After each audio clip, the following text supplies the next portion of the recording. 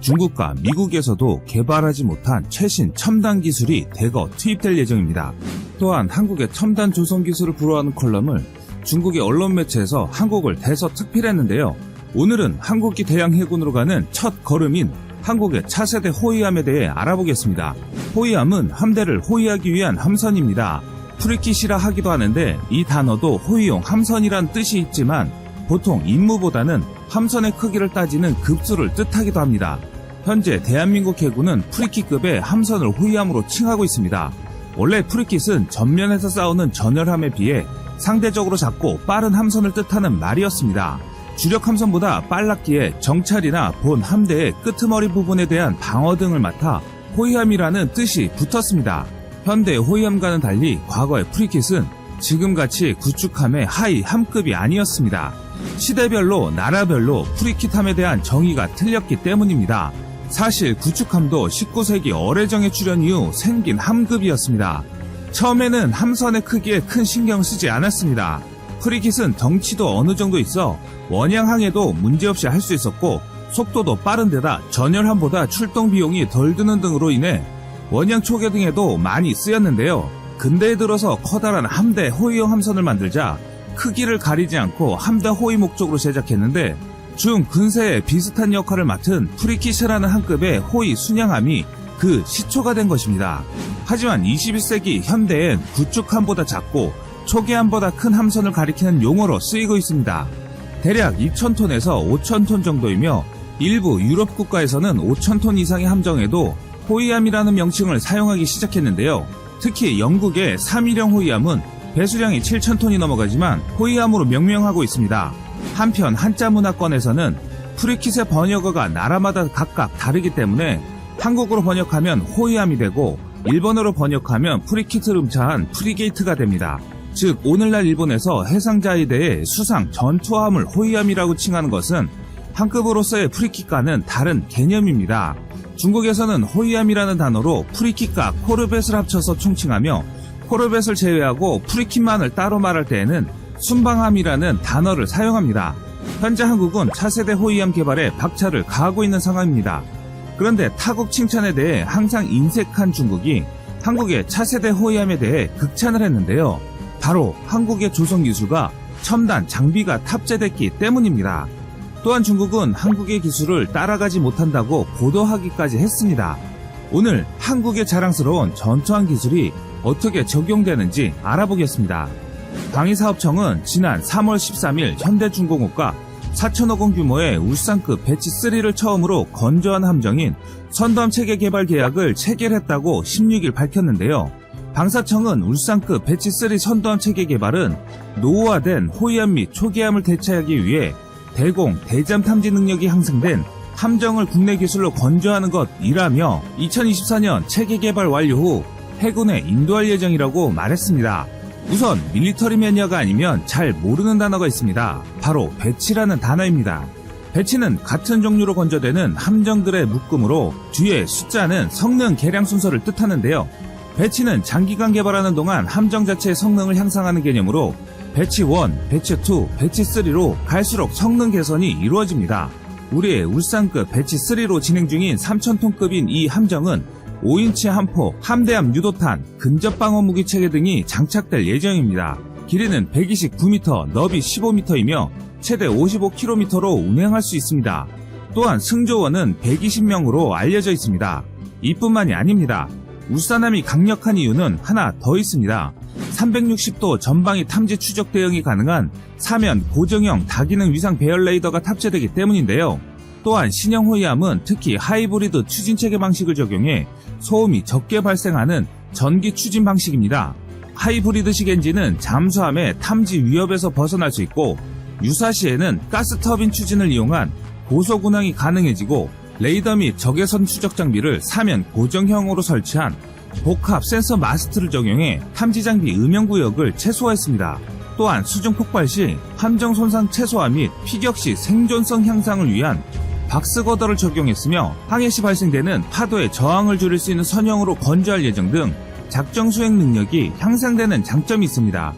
현대중공업은 1975년 대한민국 최초의 전투함인 울산함을 시작으로 대한민국 최초의 이지스함인 세종대왕함, 차세대 호위함인 인천함 등 현재까지 80여 척의 전투함과 잠수함을 설계, 건조한 경험이 있습니다. 울산급 배치3는 다양한 기술을 적용한 함정으로 울산급 배치3가 완료되면 한국은 해상에서의 탐지 능력 및 생존성이 크게 향상될 것입니다. 또한 한국은 세계적으로도 성능이 우수한 함정 건조 기술을 보유함으로써 방산 수출에도 기여할 것으로 기대됩니다. 중국 군사 전문 매체 진화 밀리터리는 3월 18일 동아시아 최강의 호위함이 출현하는가 라는 제목의 기사에서 한국의 최신형 호위함의 듀얼밴드 레이더가 세계를 선도하는 기술이라고 극찬하며 이같이 평가했습니다. 또한 진화 밀리터리는 중국의 054B 호위함 프로젝트가 안개 속인 반면 이웃 국가인 한국은 차세대 호위함 개발에서 새로운 진전을 이뤘다고 보도를 했습니다. 한국의 FFX3는 FFX1 인천급과 FFX2 대극급에 이어 FFX 시리즈의 마지막 함정으로 선행 두 모델을 키우고 개량한 것이라고 소개했습니다. 중국은 여기서 더 나아가 한국의 조선 기술에 대해서도 아낌없는 찬사를 보냈습니다. 한국의 가스터빈과 전기 추진을 결합한 복합식 추진 체계 방식도 주목하고 있습니다. 전기 추진은 대구급에서 검증된 것이라고 전했는데 진화 밀리터리는 울산급 신형 호위함의 배수량이 4,000톤을 초과할 것이며 이는 중국 054A형에 해당하는 것이라고 평가했습니다. 이어 중국은 울산급 배치3 호위함의 레이더에 대해서 많은 관심을 보였습니다.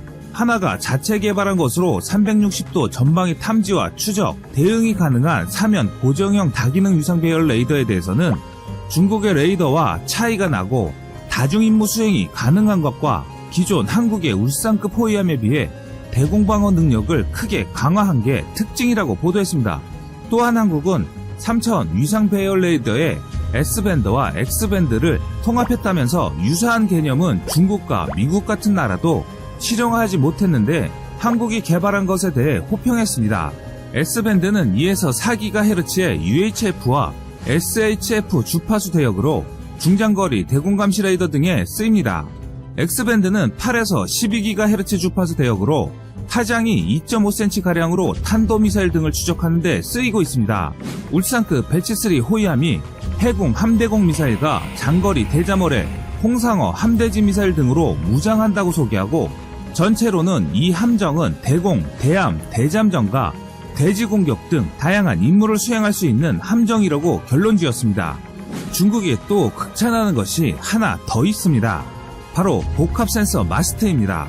한국이 개발한 복합 센서 마스트는 다기능 레이더 MFR과 IRST가 하나의 마스트 안에 통합된 것입니다. 이는 한국형 이지스 구축함으로 건조될 것으로 예상되는 KDDX 구축함에 탑재될 통합 마스트에서 소나를 제외한 모든 센서와 통신 장비가 통합된 마스트 전 단계의 모델입니다. 한국의 전자기술과 조선기술이 결합되면 군사강국인 미국과 중국이 개발하지 못한 신개념의 무기체계를 만들 수 있습니다. 어떻게 보면 한국의 차기 호위함 FFX3 사업은 여태까지 존재하지 않았던 새로운 개념의 호위함이라고 할 수 있습니다. 신의 방패라고 하는 이지스 시스템에는 다소 부족하지만 이지스함의 3분의 1에도 못 미치는 금액으로 이지스에 버금가는 탐지 능력을 갖는 차세대 호위함을 한국이 건조하고 있는 것입니다. 현대 해상전투력은 누가 먼저 보고 먼저 쏘는 전장으로 바뀌고 있습니다. 그 첫걸음을 한국이 세계 최초로 발걸음을 내딛고 있습니다. 마지막으로 천안함 10주년을 맞이해서 천안함에 대한 소식 전해드리겠습니다.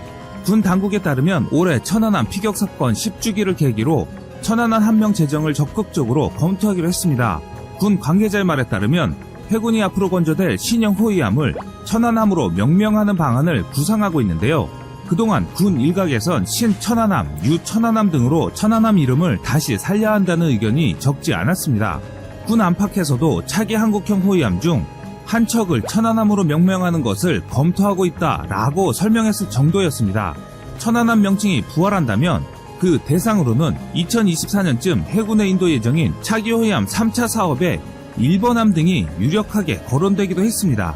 또한 군 당국은 배치2에 5, 6번 함에 천안함 명칭을 부여하는 방안도 들여다보고 있는 것으로 밝혔습니다. 기존 호위함에는 대구함, 경기함, 서울함, 강원함 등 시도 이름을 명명하고 초기의 함에는 천안함, 진해함, 군산함, 동해함 등 도시 이름을 붙여왔습니다. 해군 관계자는 기존 호위함에 광역시와 도 그리고 중소도시 이름을 붙이고 있다는 점에 비춰봤을 때 천안함 이름을 다시 붙이는 게 원칙에 어긋나지 않는다라고 말했기 때문에 이번에 건조되는 차세대 호위함에 세계 최초의 무기체계가 탑재되는 만큼 그 의미는 더욱 남다를 것입니다. 한국의 아픈 역사 중 하나인 천안함이 막강한 전투력으로 부활한다면 안타까운 일로 순직한 우리 장병들의 넋을 조금이나마 달래는 계기가 됐으면 합니다. 지금까지 세상의 모든 이야기거리를 얘기하는 꺼리튜브였습니다. 시청해주셔서 감사합니다.